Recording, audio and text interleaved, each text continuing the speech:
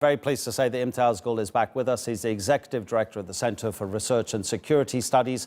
He joins us from Islamabad to talk about what's happening after India's Parliament decided to withdraw the special constitutional status of India-administered Kashmir. Imtiaz Gul, first of all, your analysis of why India has made this decision. Well, I think India has followed the example of Israel. The way the Israeli government has been displacing Palestinians and raising new settlements to the disregard of the international community as well as the UN resolutions.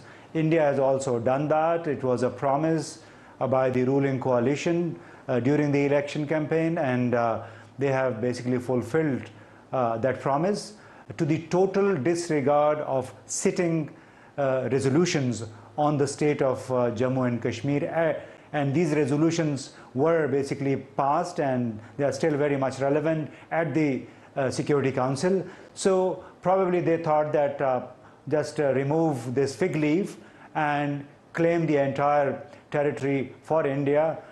So this seems to be the only motive, that they thought, since they have a 60–65% backing in the parliament as well. So doing away with the special status of Kashmir with a presidential order. It's not the parliamentary decision as of now, but it is the presidential order. So there's a trick in it. However, this is in total violation of bilateral agreements, of its own Supreme Court judgments, which is still hearing the case in India, as well as the UN resolutions. That this may lead to a future conflict. Let's bear in mind, of course, that it's India's only Muslim majority state, and yet many people who live in India-administered Kashmir have not said that they would like to be necessarily part of Pakistan, a country created as a safe haven specifically for Muslims, but neither do they want to be part of India. They would prefer, it seems, the majority to be independent. How does this decision potentially lead to future conflict? Or more importantly, I should say, are you concerned it might? Well, it's not about people wanting to join India or Pakistan. I think it's primarily an issue of the right of self-determination as envisaged by the UN Security Council resolutions, and it was a mutual consent both by India as well as Pakistan, and India had agreed to allow the people of Kashmir to determine their fate via a plebiscite, a referendum.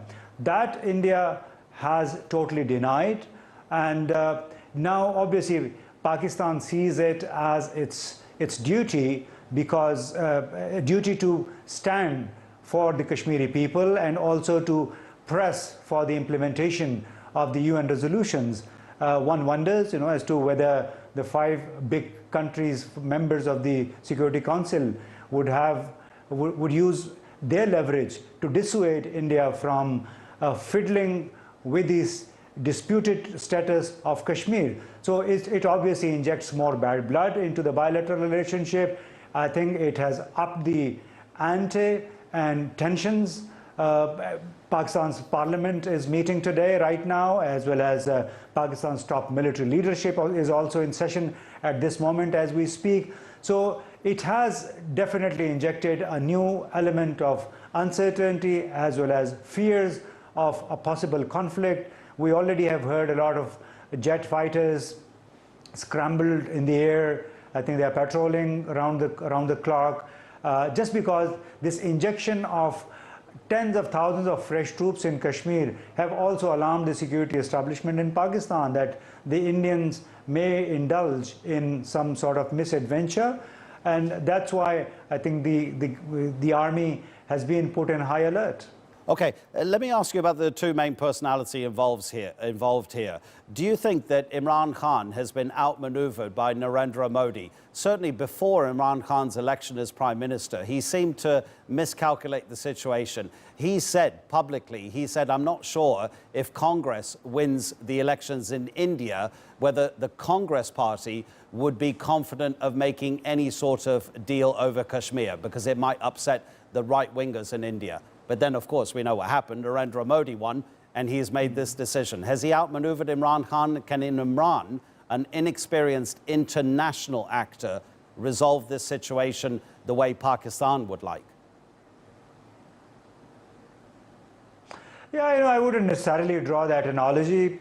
I think the majority of Pakistanis, Indians, as well as people abroad in the United States, the academia, the commentators, they had all, I think, believed that probably if Modi wins again, he would like to leave behind a legacy of peace, negotiation, but he has trumped everybody. And it's not just about Imran Khan. Imran Khan had just joined the chorus, which was being sung by so many others, including myself.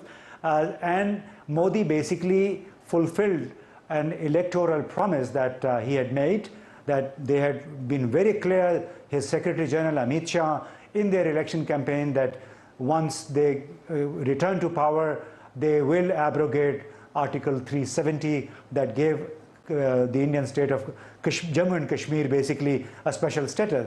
So I don't think it is about outmaneuvering rivals. It's about coming true to their promises. And this is what they have done. And it was very clear that this right-wing nationalist alliance coalition would follow its promises, its commitments, and this is what they have done.